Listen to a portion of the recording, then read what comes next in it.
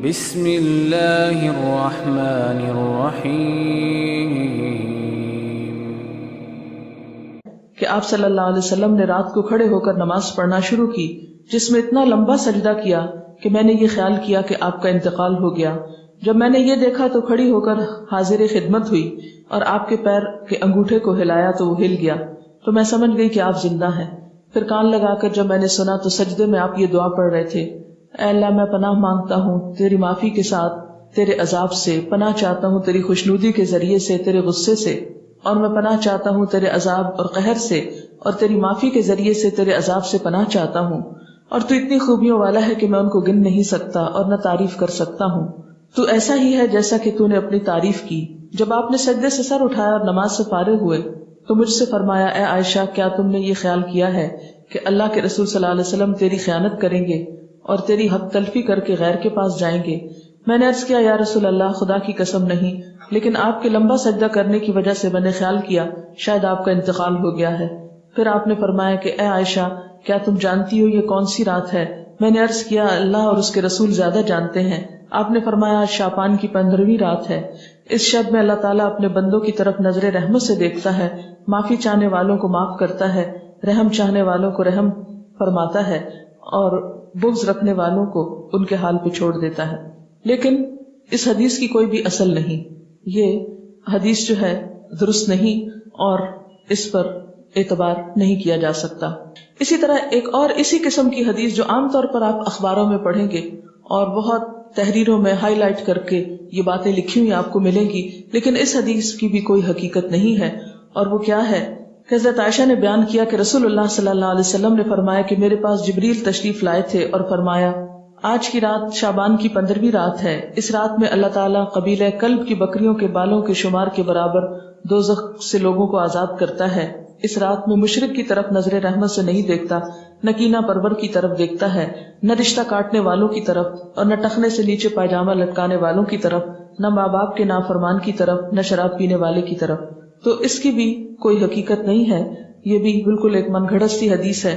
لیکن چونکہ یہ فضیلت کے باب میں ہے اس لیے عام طور پر لوگ ان کو بے دریغ روایت کرتے رہتے ہیں۔ اسی طرح ایک اور موضوع حدیث انشاءاللہ علوم الحدیث آپ پڑھیں گے تو آپ کو اس کی پوری ہسٹری بتائی جائے گی۔ موضوع حدیث ایک اور بھی ہے کہ آپ صلی اللہ علیہ وسلم نے فرمایا، جو شخص 15ویں شعبان کی رات میں 100 رکعتیں پڑھتا ہے تو اللہ تعالیٰ اس کی طرف 100 فرشتے بھیجتا ہے، 30 اسے جنت کی خوشخبری دیتے ہیں، 30 اسے آگ کے عذاب سے امن دیتے ہیں اور اسے دنیا کی بلاؤں سے دور رکھتے ہیں، اور 10 اسے شیطان کے دھوکے سے دور رکھتے ہیں۔ یہ بھی بالکل من گھڑت حدیث ہے اور ناقابل اعتبار۔ اسی طرح ایک اور روایت بیان کی جاتی ہے کہ شعبان کی 15ویں رات میں جو شخص 12 رکعت نماز پڑھے گا، ہر رکعت میں قل هو اللہ 30 مرتبہ، وہ نہیں مرے گا تا وقت اپنا ٹھکانہ جنت میں نہ دیکھ لے۔ Is it possible کہ کوئی شخص یعنی جنت دنیا میں دیکھ لے؟ کیونکہ حدیث میں آتا ہے کہ وہ ایسی جگہ ہے کہ کسی آنکھ نے اس کو دیکھا ہی نہیں، کوئی دماغ اس کا تصور نہیں کر سکتا، خواب میں بھی کوئی نہیں دیکھ سکتا، تو کہاں یہ کہ وہ دیکھ لے۔ یہ بالکل من گھڑت سٹوری ہے اور ناقابل اعتبار، اور اس کی سفارش اس کے گھر کے 10 جہنمیوں کے بارے میں قبول کی جائے گی۔ آپ خود سوچیں ذرا اس کی حقیقت پر کہ ایک شخص ساری زندگی 5 وقت نماز پڑھتا ہے، صدقہ خیرات کرتا ہے، جھوٹ سے بچتا ہے، حرام سے بچتا ہے، اس کے بارے میں تو کوئی ایسی خوشخبری نہیں سنائی گئی، اور کہاں یہ کہ ایک شخص ایک رات میں کھڑے ہو کر ایک رکعت میں 30 دفعہ قل هو اللہ پڑھ لے اور اس کے لیے اتنی بڑی بشارتیں کہ وہ دنیا میں ہی جنت دیکھ لے اور 10 گھر والوں کو بچا لے کہ جن کے بارے میں جہنم کا فیصلہ ہو چکا۔ یہ بات تو عقل بھی نہیں مانتی، کہاں یہ کہ اس کے اوپر دین کے اعتبار سے کوئی اعتماد کیا جا سکے۔ پھر اسی طرح ایک اور موضوع حدیث ہے، شعبان کی 15ویں تاریخ کا روزہ 120 سال کے روزے کے برابر ہے۔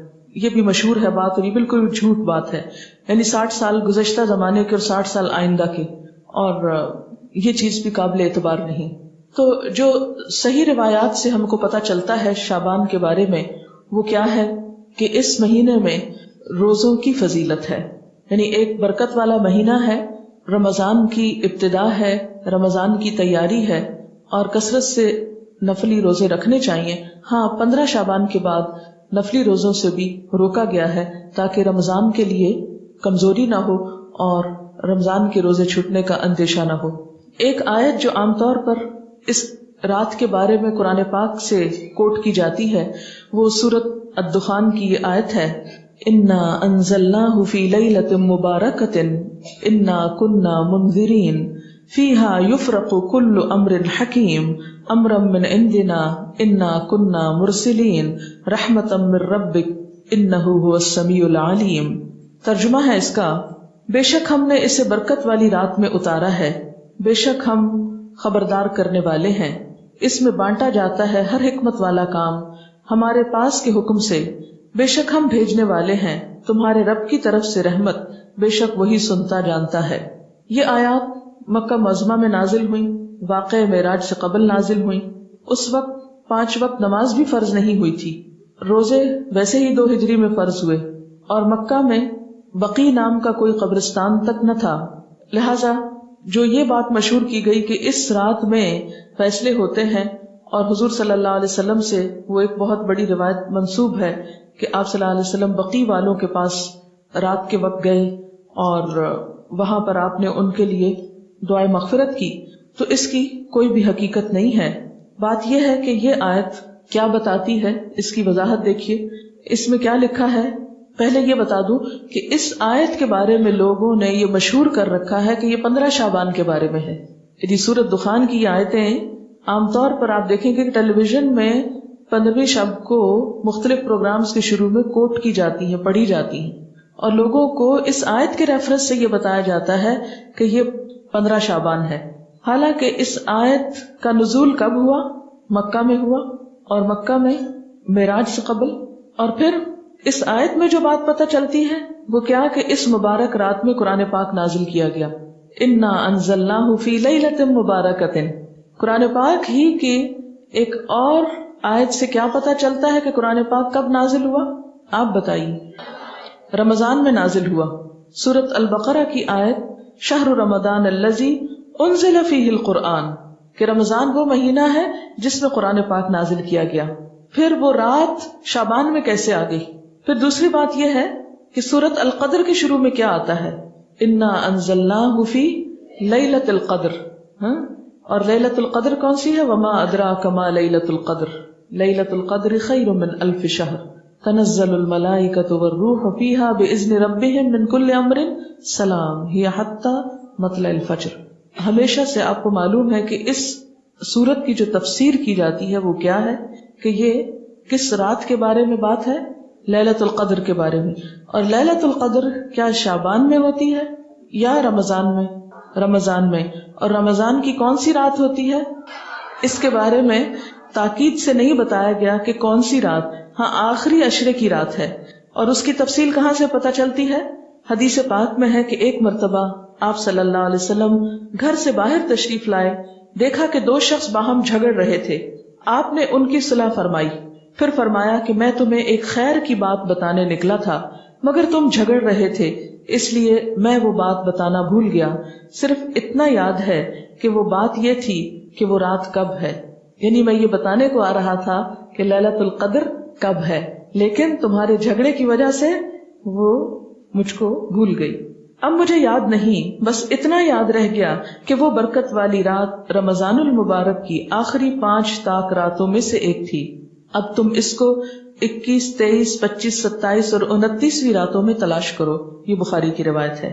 آپ صلی اللہ علیہ وسلم اس رات کو پانے کے لیے رمضان کے آخری عشرے کا اعتکاف فرمایا کرتے تھے، یہ بھی بخاری کی روایت ہے۔ تو اس سے کیا پتہ چلتا ہے کہ لیلۃ القدر، قدر سے مراد کیا ہے؟ ایک تو قدر و قیمت کے معنوں میں آتا ہے، دوسرا قدر سے مراد تقدیر بھی ہے کہ تقدیر کے فیصلے اس رات میں ہوتے ہیں، نہ کہ 15 شعبان کی رات کو۔ اور پھر آپ دیکھیں کہ اس میں ان آیتوں میں جو میں نے آپ کے سامنے سورۃ الدخان کی پڑھی ہیں، ان میں آتا ہے فیہا یفرق کل امر حکیم۔ فیہا سے مراد کیا ہے؟ اس رات میں یفرق تقسیم کیے جاتے ہیں، کل امر سب کام، حکیم حکمت والے، یعنی ہر قسم کے فیصلے اس رات میں فرشتوں کے حوالے کیے جاتے ہیں، ان کو دے دیے جاتے ہیں۔ تو اس سے بھی کیا پتہ چلتا ہے کہ سورۃ الدخان کی یہ آیت 15 شعبان کے بارے میں نہیں ہے بلکہ لیلۃ القدر کے بارے میں ہے، جس میں قرآن پاک بھی نازل ہوا اور جس میں لوگوں کی